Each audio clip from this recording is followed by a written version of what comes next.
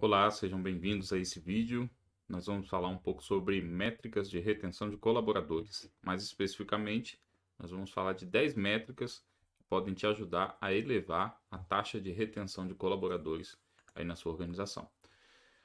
Bom, o que é retenção de funcionários? A retenção de funcionários, na verdade, ela pode ser entendida como um conjunto de práticas, políticas, estratégias que são usadas pela organização para manter os funcionários, principalmente os talentos, dentro da sua organização, não perder esses talentos para o mercado.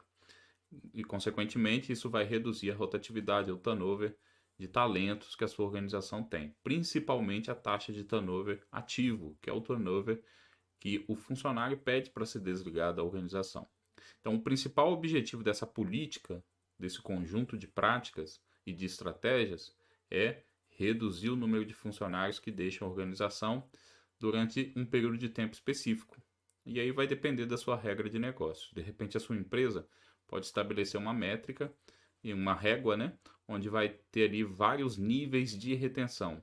Na maioria dos projetos que eu implemento, a gente coloca sempre uma gradação da seguinte forma: até o período de experiência, normalmente 90 dias, de 91 dias até 6 meses, de 6 meses até um ano, de um ano até 2 anos, 2 anos até 3 anos e acima de 3 anos. Algumas empresas gostam de usar nomenclaturas como é, uma má contratação, boa contratação, baixa retenção, alta retenção, também pode ser utilizado esses termos.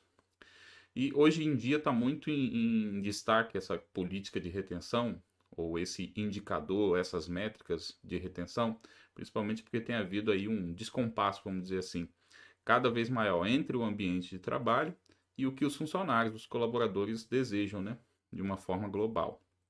Então essa discrepância acaba resultando num turnover muito alto de funcionários e também pedidos de demissão, no caso, né, de funcionários e também desligamentos por parte da empresa, porque muitas vezes o colaborador começa a perder desempenho, começa a baixar o desempenho e também precisa ser desligado da organização, certo? Bom, não tem como negar que a pandemia resultou aí num nível de exigência, vamos dizer assim, diferenciado no mercado.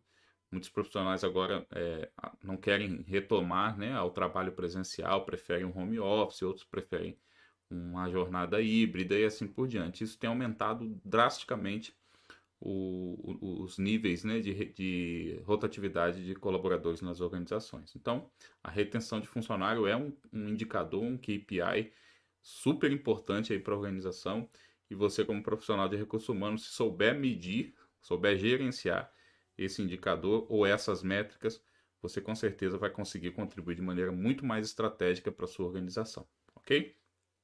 Então, essa política de retenção ela tem que ser colocada no centro das atenções hoje em dia como prioridade número um das organizações, porque, como eu falei, a situação atual do mercado de trabalho tem contribuído e muito para a perda de talentos por parte das organizações, mudanças do sistema comercial, mudanças do mercado de trabalho, a inserção de novas tecnologias tem feito com que muitos colaboradores, né, tenham preferido aí ambientes diferentes do que as empresas estão acostumadas a propor.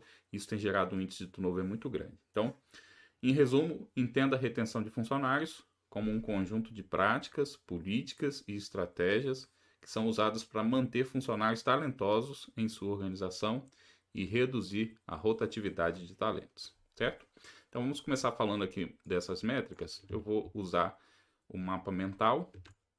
Você pode ter acesso a esse mapa mental na nossa área de membros e já com todas as anotações, com todos os tópicos que eu vou abordar aqui, tá certo? Então, primeiramente, por que aferir e gerenciar a sua taxa de retenção de funcionários ou talentos? Eu listei aqui alguns tópicos, dentre eles, quando você tem uma cultura de gestão dessa taxa de retenção dos colaboradores, você consegue obter uma compreensão melhor da dinâmica da sua força de trabalho. Então, quando você passa a gerenciar isso, você consegue compreender, por exemplo, qual é o público ideal para sua força de trabalho. Como assim?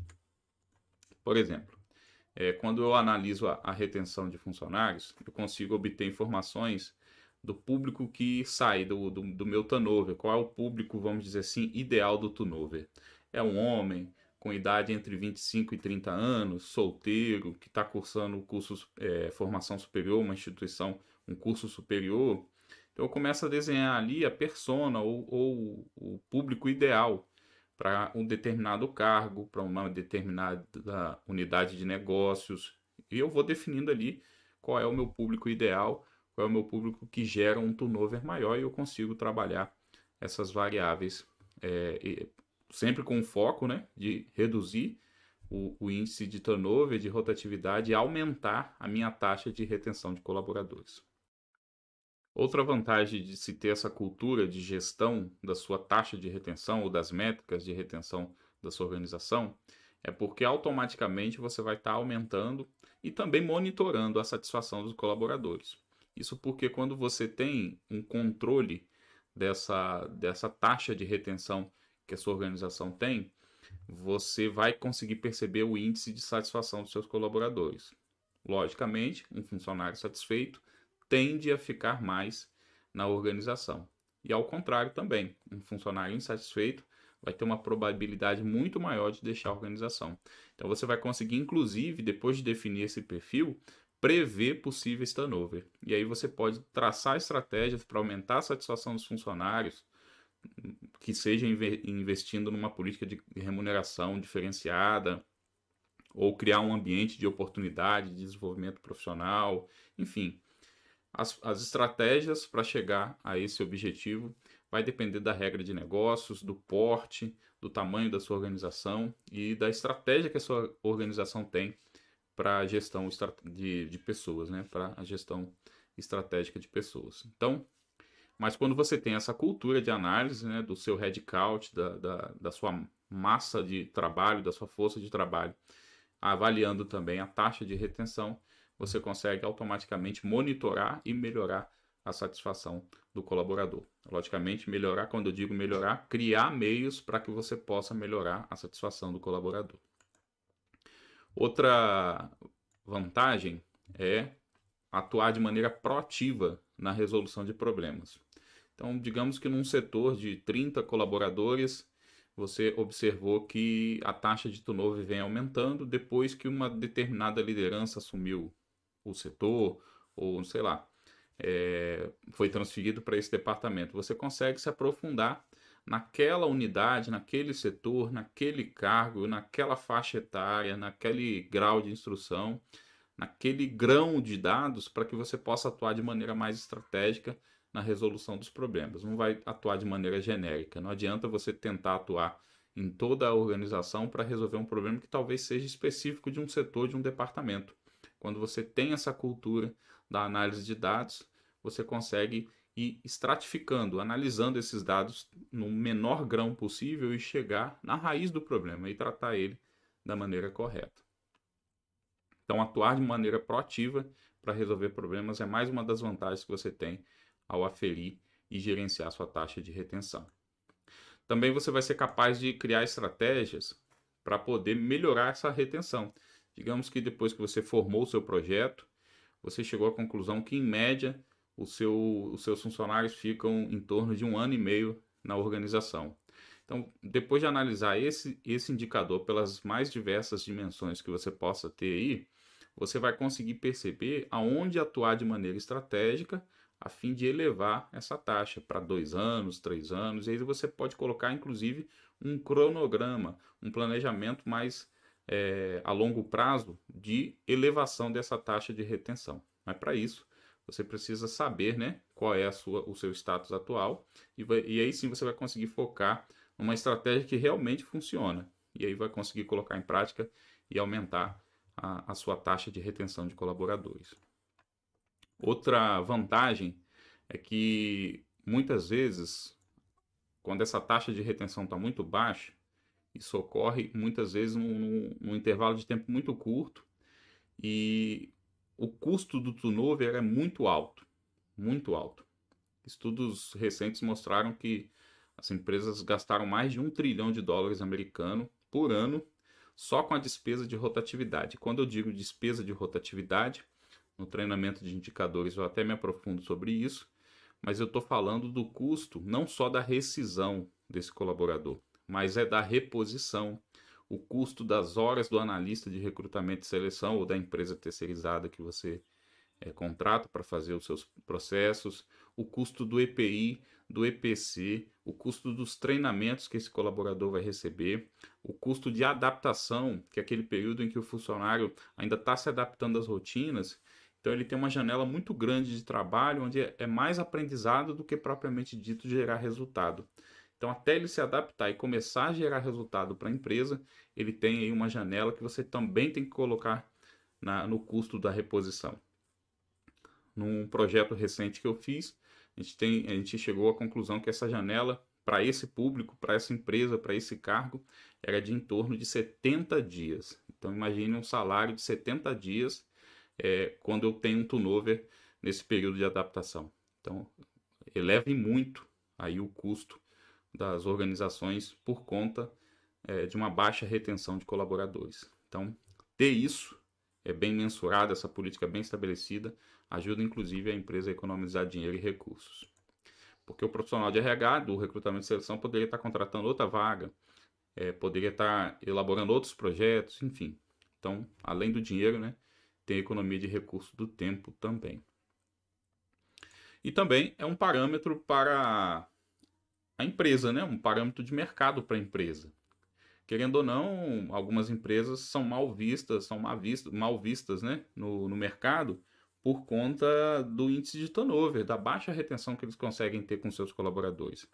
É muito comum você ver, no LinkedIn principalmente, que tem gerado um muro de lamentações, pessoas expondo empresas porque me demitiu por isso ou por aquilo, e aí não vamos entrar no mérito disso, mas isso traz um aspecto negativo para a organização, e de repente a empresa vem construindo uma marca, investindo pesado em marketing, no marketing interno, nas políticas, para criar uma imagem forte no mercado. E se você começa a ter esses índices de rotatividade, essas insatisfações dos colaboradores, a imagem da empresa vai sendo jogada no lixo. Então, o fortalecimento da marca é feito também com uma alta taxa de retenção de colaboradores. Então, ter isso aferido, gerenciado, é extremamente estratégico para você, como profissional de RH, e principalmente para a sua organização. Então, essas são as vantagens de você aferir e gerenciar a sua taxa de retenção de funcionários, certo? Agora, quais são as métricas mais comuns de retenção de funcionários que você já pode estabelecer aí na sua organização? Você vai conseguir estabelecer as 10, conseguir aferir e gerenciar as 10 métricas? Talvez não, mas tente iniciar um projeto com aquelas que você considerar mais importante. E comece sempre pelo simples. É o que eu sempre digo, é muito melhor um arroz com feijão bem feito do que você tentar talvez fazer entrada, prato principal e sobremesa e não ficar nada bom. Então começa com arrozinho com feijão, começa com a métrica que for mais simples aí para sua regra de negócio, para sua realidade, e depois você vai evoluindo nessa política de retenção, nessa política de People Analytics, focado na retenção de talentos, certo? Então vamos começar aqui falando quais aspectos nós podemos mensurar, né, nessa área de retenção de talentos. Eu separei aqui algumas métricas úteis e que você precisa aí implementar na sua organização. Como eu falei, começa pelo simples e depois vai evoluindo. Se você tentar implementar tudo de uma vez, não vai conseguir, certo? Então vamos lá. Primeiro, criar um relatório, um indicador da retenção de funcionários. Você precisa conhecer como é a sua realidade hoje. Então você precisa entender como que está, né, a métrica da sua organização, tá? Eu deixei aqui até um exemplo, um comentário. Você vai precisar aí, né, criar um relatório, um gráfico, um painel, onde você consiga entender como é a taxa de retenção na sua organização. É muito importante a gente ter isso pronto, porque ele é o status atual, é a sua foto da situação da sua organização no momento, e você vai precisar ter um comparativo lá na frente para saber como que está a situação da sua empresa depois das medidas, das estratégias que você implementar aí na sua organização. Então, a taxa de retenção, ela é a métrica fundamental, é o pilar para todas as outras métricas que nós vamos falar mais adiante. Eu deixei aqui alguns exemplos de cálculo. Ó, um exemplo aqui de como você vai, né, fazer o cálculo dessa taxa de retenção, mas basicamente você vai pegar o seu número de funcionários, o número de funcionários que você perdeu, diminui um do outro, divide pelo número de funcionários que você tinha e multiplica por 100, que aí você vai ter o percentual, né? Você vai ter o seu percentual de retenção. Então, notem que aqui nós não estamos falando das réguas ou das gradações de retenção, do tempo de retenção, mas sim a sua eficácia em reter.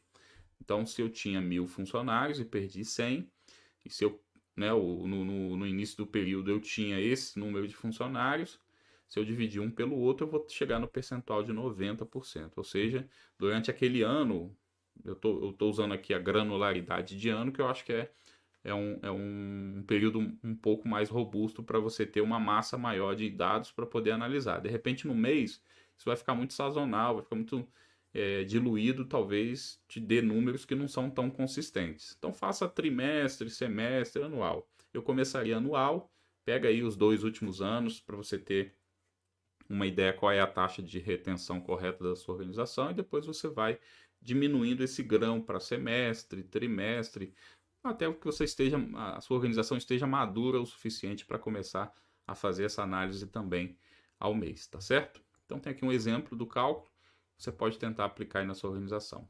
Quais são as informações que você precisaria para compor esse indicador, compor esse cálculo? Muito simples, número de admitidos, números de demitidos, que aí você já teria ali o seu headcount daquele período e já teria as 3 variáveis para fazer o cálculo, né, dessa sua taxa de retenção, certo?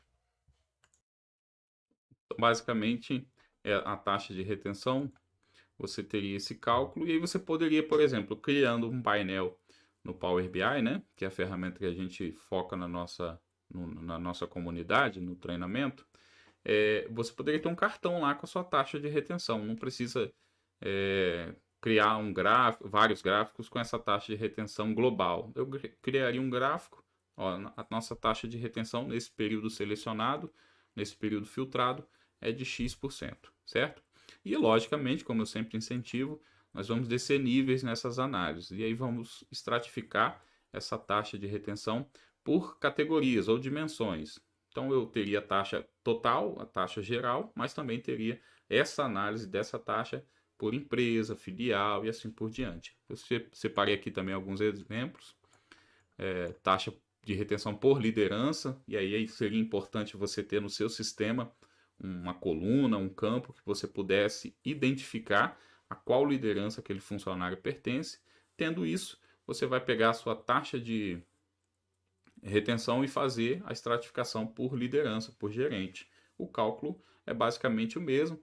Você vai pegar, só que você vai reduzir, você vai restringir o universo do cálculo à liderança. Então, lá no Power BI, por exemplo, a gente pode usar a função DAX, a função Calculate, para poder restringir por liderança, ou quem sabe até fazer o cálculo filtrando a tabela de lideranças ou de cargo, para que na medida a gente já tenha esse resultado, certo? O DAX nos permite fazer isso de uma maneira muito simples, muito fácil. Se você for fazer no Excel, você vai precisar ter o número total de funcionários por gerente, o número de funcionários que saíram por essa gerência e dividir, né, fazer o cálculo dividindo o total de funcionários. Esse resultado, né, pegando o exemplo anterior, 1000 menos 100 dividido por 1000 vezes 100, e aí daria a nossa taxa de retenção por gerente. Aí você teria ali a análise do indicador por gerente. Ficaria mais ou menos assim. Digamos que a nossa taxa seja de 80%, a geral.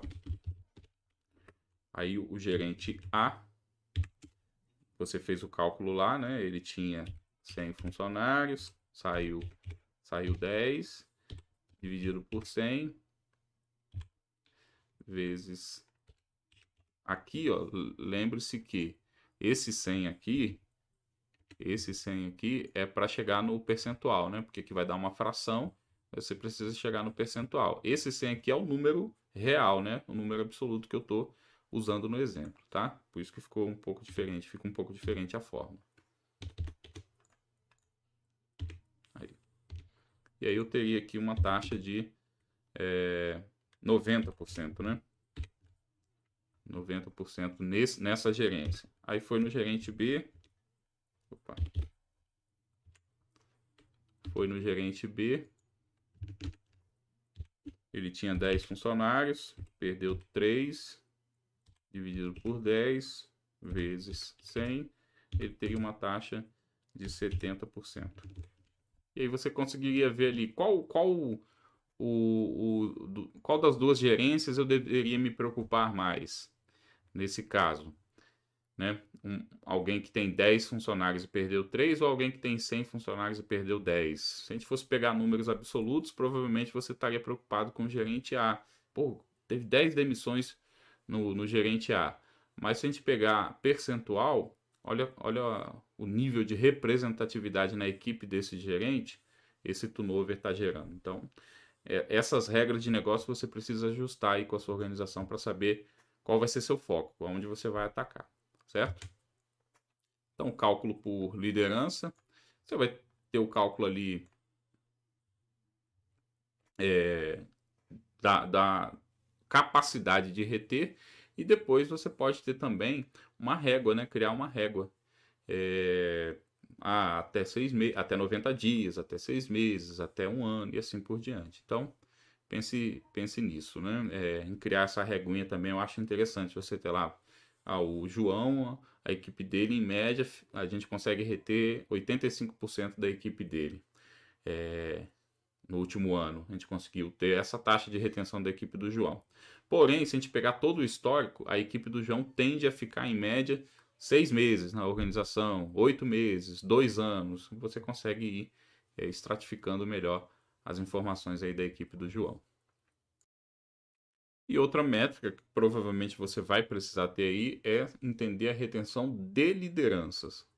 Aqui nós vimos por liderança e agora você pode querer ter esse mesmo índice de lideranças. Quantos líderes deixaram a organização? Então, digamos que no seu corpo funcional aí da sua organização você tenha 10 posições de liderança e no último ano você perdeu 2 líderes. Então, olha só, você tem uma taxa de retenção de 80% no último ano. E aí você vai precisar estabelecer uma métrica, né? Uma meta para isso. A gente quer chegar à taxa de 90% anual. Nunca perder mais do que um líder no ano. Pode ser uma política de sucessão, uma política de retenção que você queira aprimorar ano a ano aí na sua organização. O cálculo é o mesmo, a diferença é que você vai pegar o número total de lideranças, né? E considerar quantos saíram, multiplicar pelo número total de lideranças, dividir por 100, aliás, multiplicar por 100, e você vai ter o seu índice de retenção de liderança, perdão, né? Por liderança é quando você avalia os que estão subordinados a essa liderança. Você pode ter esse mesmo indicador por departamento, e aí vai depender da estrutura hierárquica da sua organização. A maioria dos projetos funciona assim. Um grupo de empresa, o nível mais alto que você vai ter vai ser empresa. Você vai ter lá empresa 1, empresa 2, empresa 3. E dentro de empresas você pode ter o nível de filial, departamento, centro de custo. Depois você pode ter o nível de liderança, não liderança. Exerce liderança, não exerce liderança. E depois tipo de cargo, operacional, administrativo, apoio, enfim. Alguns usam como como tipo de custo, direto, indireto. Então, essas regras você vai precisar aferir na sua organização para entender quais os grãos ou quais os níveis você vai seguir para análise. Mas seguiria exatamente, né, essa estrutura hierárquica, partindo sempre do maior grão, empresa, para outros grãos como setor, filial, centro de custo e assim por diante. O cálculo é o mesmo. Ter estratificado isso por departamento te ajuda a entender se o problema é de liderança ou não. porque às vezes de um departamento você pode ter mais de uma liderança, você pode ter mais de um departamento na mesma liderança. E quando você cruza essas informações, você consegue isolar o problema, se é de liderança ou se é de departamento, de centro de custo, de cargo e assim por diante. Próximo nível, próxima dimensão que você vai provavelmente utilizar é por faixa etária. Pelo menos qualquer análise que eu vou fazer de headcount ou relacionado à análise de pessoal, eu gosto de utilizar também a faixa etária, porque pode parecer que não, mas o público ideal de função, de cargo, de setor, enfim, está relacionado com a idade. E dependendo do tipo de trabalho, a idade vai ser um fator determinante para a retenção ou não desse colaborador. Então, separa ali por faixas etárias, até 20 anos, de 21 a 29, de 31 a 40 e assim por diante, e faça a análise através dessas dimensões também. Por etnia e grupo racial, acho muito importante, fala-se muito em inclusão, então você ter mensurado até que ponto a empresa diz que é inclusive e até que ponto ela realmente é, ter essa análise também é bem interessante. Por sexo, mesma coisa, são dimensões que comumente eu utilizo nas análises, e você pode também ter por níveis de desempenho, você cruzar essas informações com a sua avaliação de desempenho, com a sua política de avaliação de desempenho. Então, digamos que você vai conseguir, cruzando essas informações, por exemplo, estabelecer uma correlação entre desempenho e desligamento e retenção. Exemplo, digamos que você teve lá 10 funcionários avaliados, desses 10, 3 deixaram a organização e você conseguiu lá na sua análise perceber que desses 3 que deixaram a organização, 2 deles tiveram um desempenho ruim na avaliação. E está relacionado com com baixo desempenho e desligamento desses colaboradores. Então você consegue ir cruzando informações e entendendo o que está acontecendo e realmente tomar decisões estratégicas e não talvez ficar agindo aí no feeling, né, no achismo. E aí você pode usar essas dimensões que nós falamos aqui para fazer comparações, cruzar essas informações e entender como está cada uma dessas dimensões no quesito retenção de colaborador. Eu peguei aqui um exemplo para a gente exercitar. Qual seria esse exercício?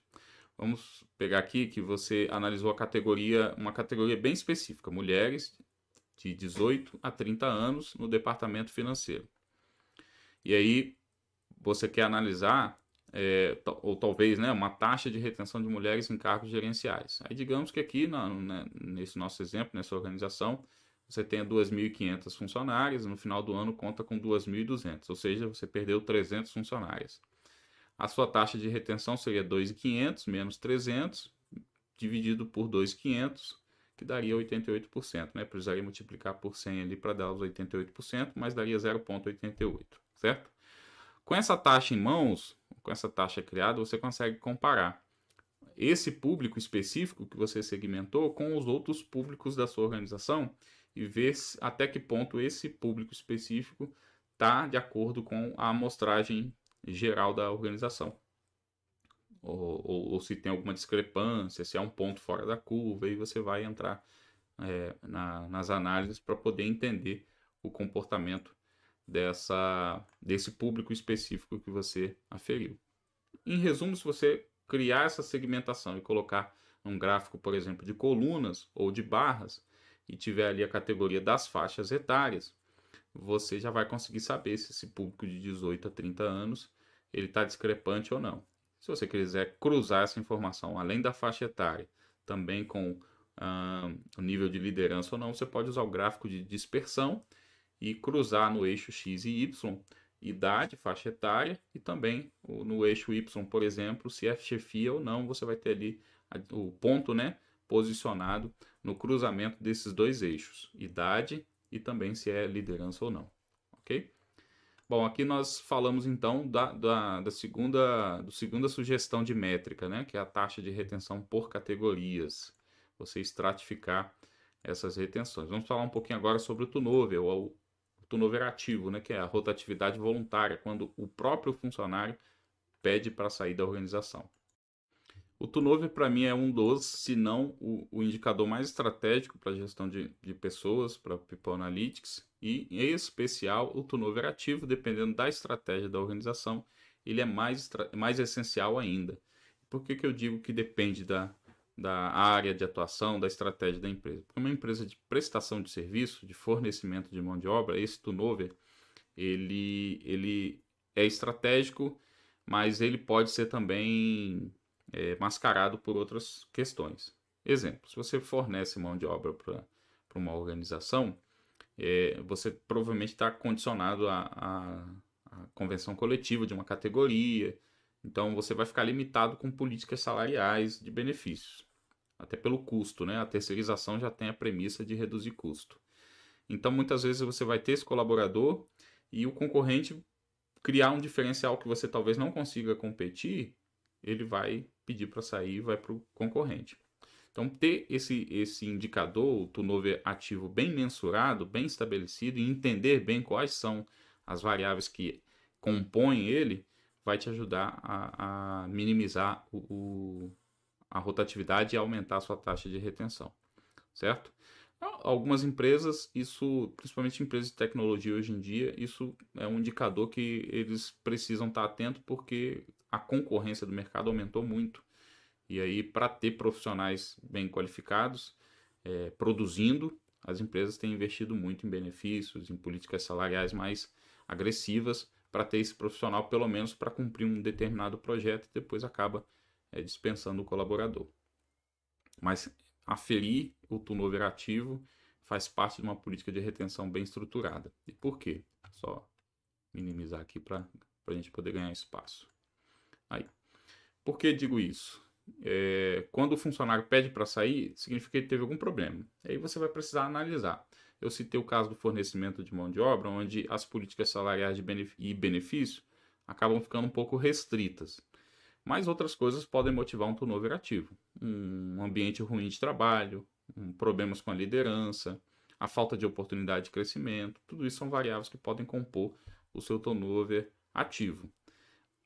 Mas pode ocorrer também as questões de turnover passivo, um baixo desempenho, enfim. Então vai depender da sua regra de negócio, até que ponto você vai isolar o turnover ativo e o passivo para entender as variáveis de cada um deles. Mas o ativo, para mim, acho que é o principal, é de maior preocupação para a maioria das empresas, porque justamente por causa daquele custo da rotatividade que eu mencionei antes.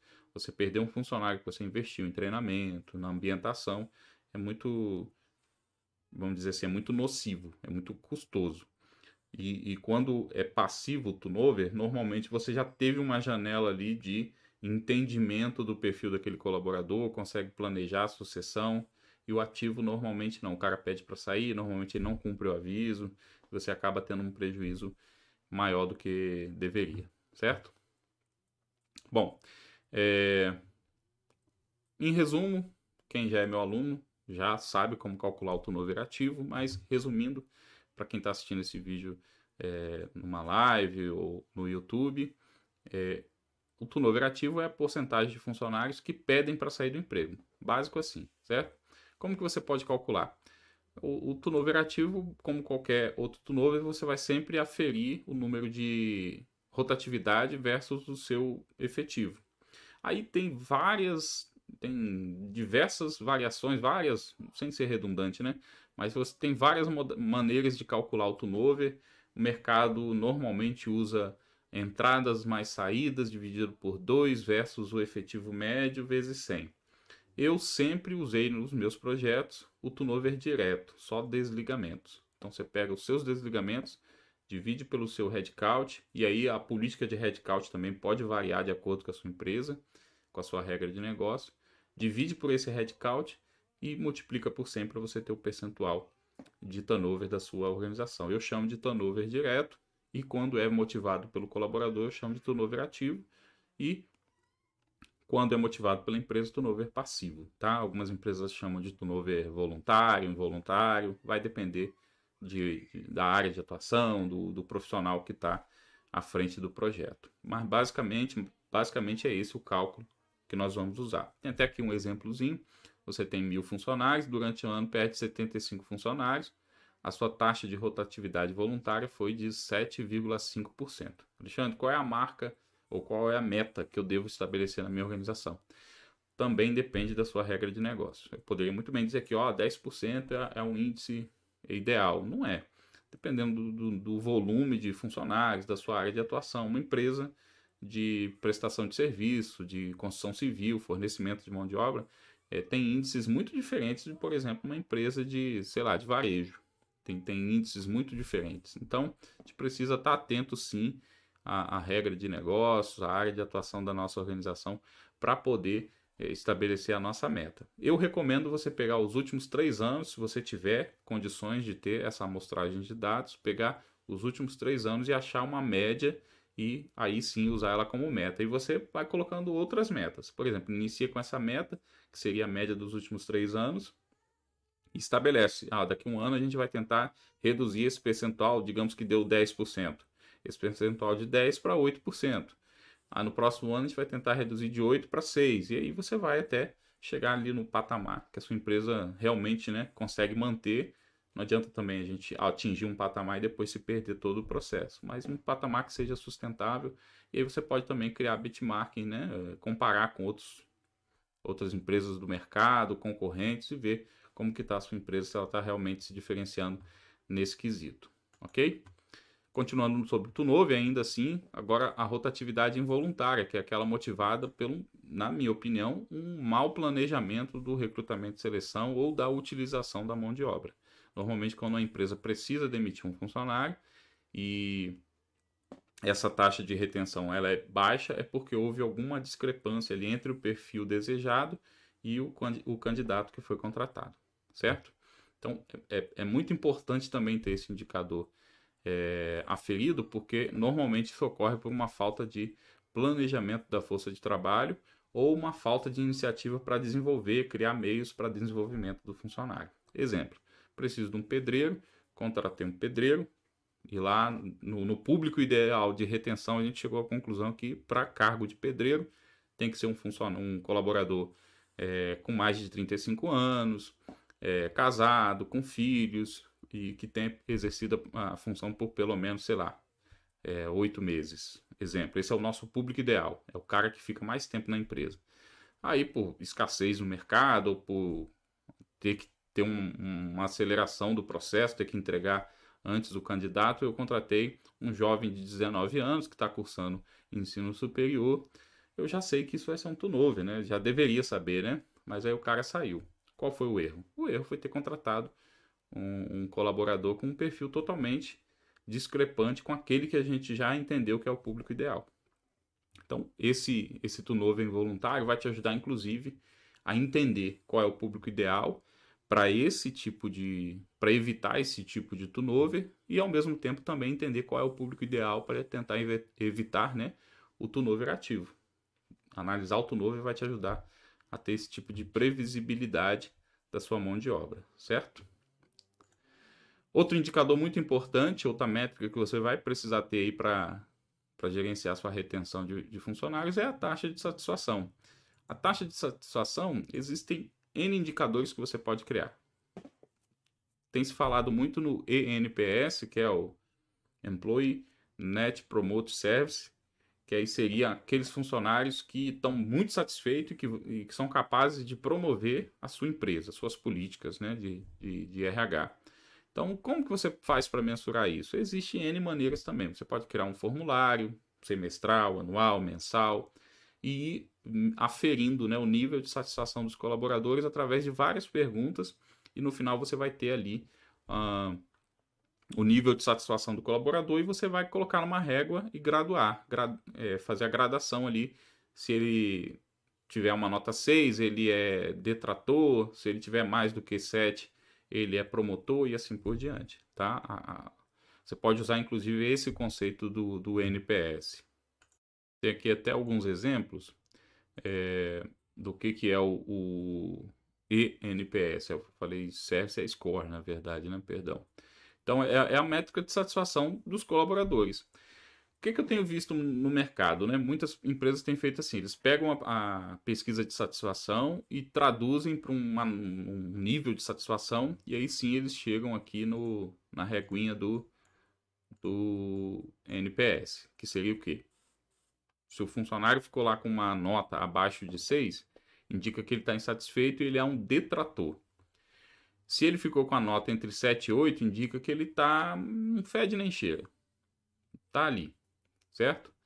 Ele não seria capaz de promover a sua marca, indicar a empresa e coisas do tipo. Agora, se ele teve 9 ou 10, ele é um funcionário que está muito satisfeito e ele vai promover o seu produto, a sua empresa, de uma maneira realmente proativa, né?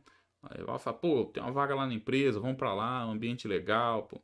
Vai facilitar, inclusive, o seu processo de recrutamento e seleção e, logicamente, ele vai elevar o seu processo de retenção, sua taxa de retenção, tá? Esse cálculo você tem N maneiras de fazer, como eu falei, mas basicamente você vai pegar a nota o número de detratores, o número de promotores, diminuir um pelo outro, né? E você vai chegar na sua taxa de NPS, tá? Aí aqui tem as pontuações de 10 a 30 são boas, e qualquer coisa acima de 50 é considerada ótima, tá? Como que você vai chegar nessas notas? Aí tem dois caminhos que você pode seguir. Criar uma pergunta simples, e você com certeza já participou desse tipo de pesquisa, você vai lembrar agora, que é quando você consome um serviço ou entra numa loja, às vezes tem lá pesquisa de satisfação, aí você até de 0 a 10, quanto você recomendaria esse produto para um amigo ou um familiar? Aí você dá a nota, aquilo ali vai te classificar como um detrator, um promotor ou alguém que está neutro, tá? Essa é a forma mais direta. Cria lá uma pergunta, um formuláriozinho, a pessoa responde diretamente. De 0 a 10, ou quanto você indicaria. Enfim, você dá uma nota e já vai estar pronta ali o seu ENPS, né? As suas variáveis para compor o ENPS. Outra maneira é você fazer a abordagem indireta. Você cria um formulário de avaliação de desempenho e coloca peso nas perguntas. Então você vai avaliar, por exemplo, a satisfação com o ambiente de trabalho. Você vai ter uma série de perguntas ali, no final das contas, a soma daquelas notas, você vai tirar uma média e vai ter uma nota de ambiente. Dentro da sua política, do seu projeto de avaliação, você definiu que o ambiente vai compor um peso 1,5. Salário vai compor um peso 2 e assim por diante. E no final você vai ter uma nota lá e vai ter também uma nota final, uma média para você classificar ali os detratores, os promotores e os neutros. Uma sugestão: se você tiver ferramentas e tiver estrutura para isso, eu tenho adotado a seguinte política: pesquisas, vamos dizer assim, esporádicas, espontâneas, que seriam o quê? Uma vez por mês, 2 vezes por mês, pula uma pop-up na janela do usuário, perguntando como você está se sentindo hoje. Hoje, de 0 a 10, quanto você recomendaria? E assim, você vai fazendo pesquisas, pergunta direta, na metodologia de pergunta direta, mas não com data marcada, não num determinado mês, mas assim, de forma bem voluntária, para que você consiga ir mensurando ao longo do ano, ter esse índice várias vezes. Porque às vezes no dia que você marcou lá, vamos fazer essa pesquisa no dia 15 de setembro, aí, pô, nesse dia 3 funcionários perderam ônibus, bateram com carro, o time perdeu, enfim, aconteceu alguma coisa, pode afetar a análise desse funcionário, ele pode acabar ele brigou lá com um colega, discutiu por alguma questão, vai afetar o seu índice. Então, se você conseguir ir fazendo perguntas, né, ao longo do período que você precisa avaliar, de maneira espontânea, você vai ter um índice muito mais próximo da realidade para representar aí a satisfação do colaborador. Feito isso, divulgue, mostre para... Nós estamos de 1.000 funcionários, nós temos uma taxa aí de promotores de, sei lá, 60%. Vai ser bem legal divulgar isso também para os funcionários. Sexto indicador, sexta métrica, tempo médio do funcionário, ou seja, quanto tempo em média um funcionário fica na empresa. Aí aquela reguinha que eu comentei de você ter ali, em média, os funcionários de modo geral ficam 2 anos na empresa. Agora, se eu segmentar isso por sexo, por escolaridade, eu vou tendo outras informações. Então, é uma análise bem legal de você fazer. Você pode fazer, inclusive, usando o seu headcount lá e ter... hoje meu headcount está posicionado, a grande maioria, em pessoas que estão há mais de 2 anos na empresa. Então, você tem ali um histórico de headcount em 2 anos. Aí você mede daqui a 6 meses, você implementou algumas políticas, vai medir daqui a 6 meses, aí tá lá. Aumentamos. Agora a gente já está com a maioria do headcount está em 3 anos. Então você consegue ir vendo se esse índice vai se mantendo, se ele vai evoluir, se ele vai regredir. E isso é bem legal para você ir validando as políticas, os planos de RH que você criou, certo? O cálculo é simples. Você vai pegar aquela sua taxa de... Aliás, aqui você vai pegar o seu headcount, número de funcionários, ó, dividir pelo número...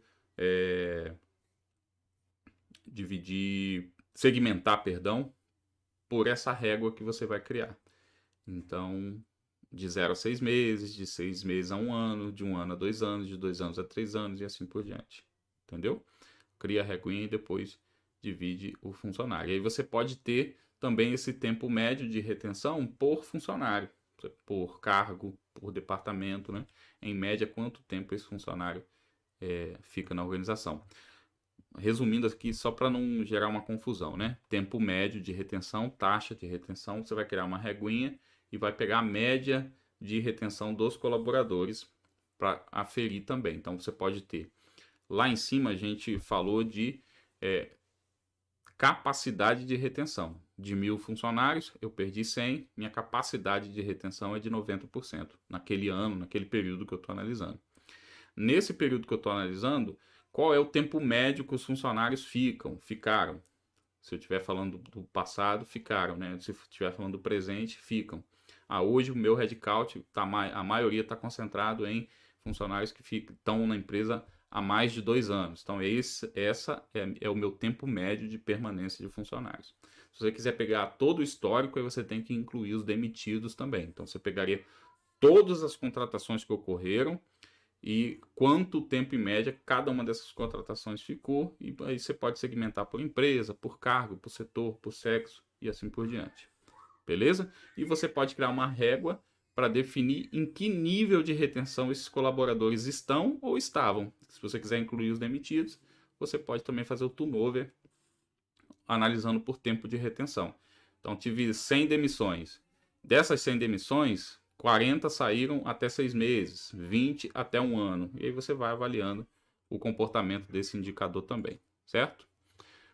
Sétimo indicador, sétima métrica, o custo da rotatividade, que é aquele custo que eu falei brevemente lá, né?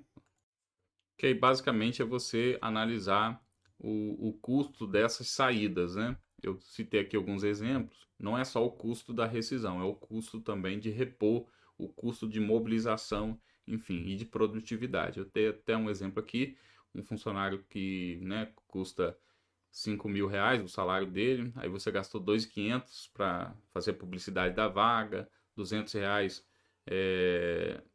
o tempo ali para fazer verificação, análise, né, em segundo plano, seria tipo assim, tô filtrando os currículos, tem que ter isso, tem que ter aquilo, enfim. O custo do tempo fora do trabalho para o gerente de contratação realizar as entrevistas, o custo do recrutamento e seleção da vaga, o custo de integração de novas contratações. Então, esse cara aqui eu peguei e cheguei à conclusão que ele vai me custar 1 mês e meio, ele vai ser o período de adaptação. E esses 3 primeiros meses de treinamento e improdutividade, né, ele vai me gerar também um custo até o cara começar a produzir realmente. Então aí às vezes, na maioria das vezes, você vai ter um custo aí muito elevado para uma reposição. E às vezes a gente só pega a rescisão. O cara pediu para sair no contrato de experiência, a rescisão dele deu R$ 1.000, esse é o custo. Não, tem muito mais coisa envolvida. Então ter esses custos elencados, né, aferidos, vai te ajudar a mostrar para a diretoria que o seu RH é realmente um RH estratégico, tá? Vai ajudar eles a agir de maneira proativa, né? Estratégica. Ele vai ver que você está atuando de maneira estratégica junto com a organização. Outra métrica, pontuações de engajamento. Tem se falado muito do FTE, que, né, seria um indicador aí de força de trabalho, que o cara, né, cumpriu a jornada integral durante aquele mês. Aí você tem lá um indicador. Tem uma outra aula que eu falo um pouco mais específico sobre isso, o cálculo, né, como buscar alternativas para fazer, né, esse cálculo, pegando direto da folha de pagamento. Mas basicamente é isso. E você pode ter outras métricas de engajamento, controle de tarefas. Eu não entro muito nesse detalhe porque é difícil você controlar engajamento das pessoas através de ferramentas onde você consiga gerar dados, né? Mas basicamente você pode aferir por meio da jornada e também através de ferramentas de controle de tarefas, de projetos e assim por diante, tá? Existem pesquisas, não sou muito defensor, mas perguntas, né? Conjunto de perguntas que você pode fazer e chegar no nível de engajamento, ver se o cara realmente está motivado com o que ele está fazendo, o projeto que ele está fazendo, enfim. Esse indicador aqui, eu particularmente, eu me concentro muito na jornada e no controle de tarefas através de uma ferramenta de gerenciamento de projetos, certo? Satisfação no trabalho, e aí você pode gerar aquela pesquisa de satisfação e já alimentar esse indicador e o ENPS, basicamente pesquisa de satisfação. A gente tem outra aula falando a respeito disso, mas você vai avaliar ali um índice de satisfação do colaborador através de perguntas. O seu local de trabalho é organizado, sua expectativa salarial está sendo atendida, você considera que a nossa política de treinamento é suficiente para preencher as lacunas de conhecimento que você possui, enfim. Aí você vai definir ali as suas perguntas e chegar a um índice de satisfação do seu colaborador, certo? Por último, o risco de partir. Seria uma análise onde você definiu ali a sua persona, o seu público, o seu funcionário ideal, né?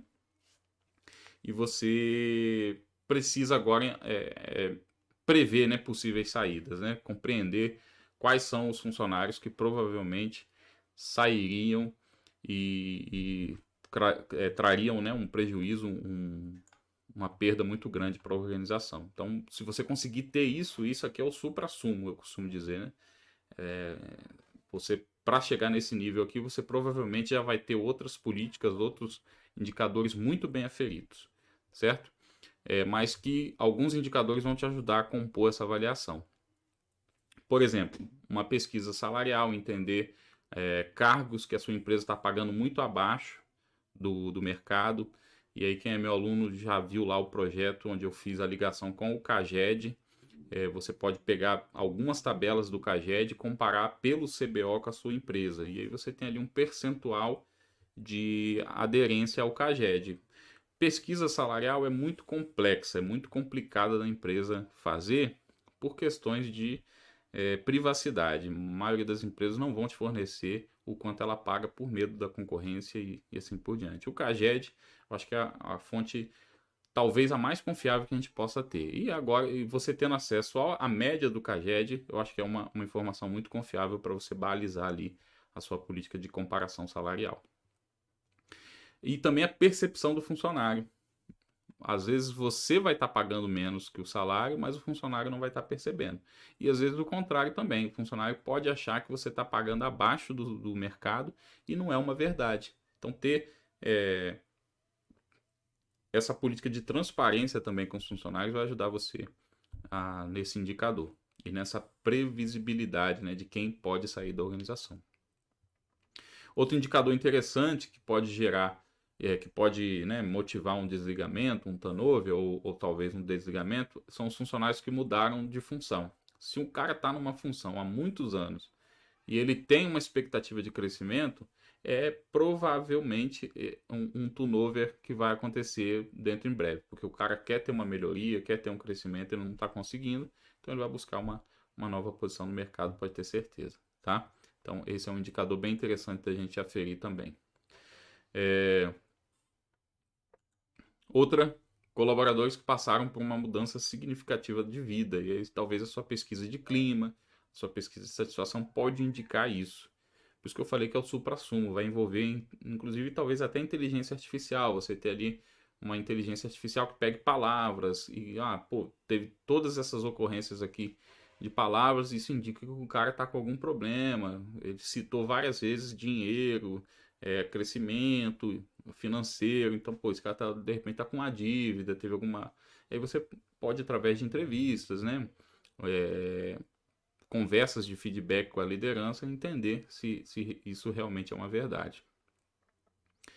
E envolve inclusive o último tópico aqui, né? Esses funcionários que experimentam, né, uma progressão de carreira baixa ou nunca tiveram uma promoção, eles podem indicar um turnover futuro muito próximo. Então, como eu falei, é o suprassumo você ter isso aqui, tá? Essa métrica, você ter ela ferida para te ajudar a prever possíveis turnover, são coisas que assim vão ser alimentadas por outras políticas que você precisa implementar primeiro. Mas é um alvo muito legal de você colocar aí para ser alcançado, tá? Como eu falei, comece do básico e vá evoluindo pelos níveis que nós fomos conversando aqui, pelas métricas que nós fomos conversando aqui, tá? Para cada uma dessas métricas aqui, a gente tem exemplos no nosso treinamento lá no GPower Analytics. Então, quem é aluno já sabe que calcular boa parte desses índices aqui, dessas métricas, inclusive com exemplos, tá? E quem não é aluno ainda, está assistindo esse vídeo talvez no YouTube, numa live, enfim, pode receber esse mapa mental se cadastrando na nossa plataforma gratuitamente. Inclusive, você tem acesso a um evento gratuito para você poder experimentar a plataforma, a nossa metodologia, a nossa didática e ingressar aí na comunidade GPower Analytics.